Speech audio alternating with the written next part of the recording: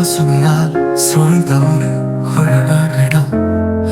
அந்த கிராமத்தில் நகர்னா ஆருத்ரா அவர்களுடைய குட்டி நாயுடன் மகிழ்ச்சியாக வாழ்ந்து வந்தார்கள். ஒரு நாள் காலை உணவு முடிந்ததும் அவர்கள் விளையாட போக தயாராக இருந்தார்கள்.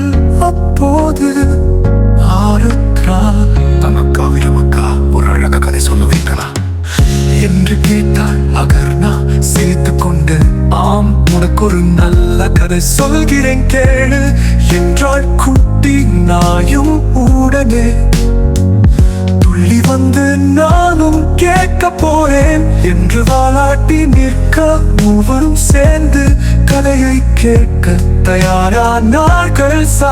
அகர்ணா ஆரம்பித்தார். ஒரு நாள் மாலை நேரம் சூரியன் மெதுவாக மறைந்து கொண்டிருந்தான். அப்போது மோகன் தாத்தா கிராமத்து தெருவில் ஒரு பை ஒரு தாடியுடன் வந்தார்.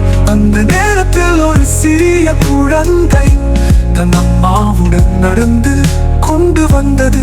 குழந்தை தாத்தாவை பார்த்ததும், ஐயோ அம்மா, பயமாக இருக்கிறது என்று சொல்லிவிட்டது.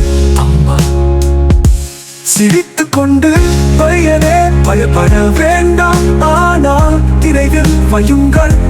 மோகன் தாத்தா குழப்படி செய்யும் பிள்ளைகளுக்கு மட்டும் கோபப்படுவார். நல்ல பிள்ளைகளை அவர் ஒருபோதும் தொந்தரவு செய்ய மாட்டார் என்று சொன்னார் அந்த குழந்தை. உடனே, ஆம் அம்மா, தான் குழப்படி செய்ய மாட்டேன் என்று உறுதியுடன் சொன்னது.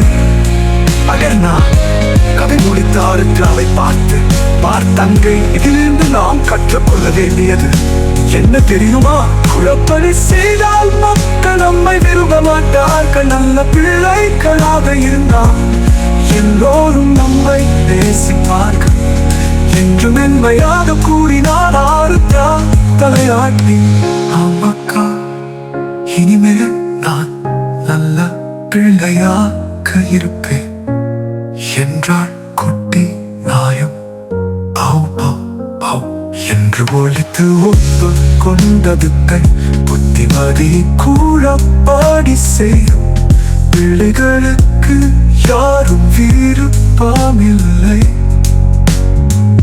நல்ல பழக்கத்தால் மட்டுமே அன்பும் மரியாதையும் கிடைக்கும்.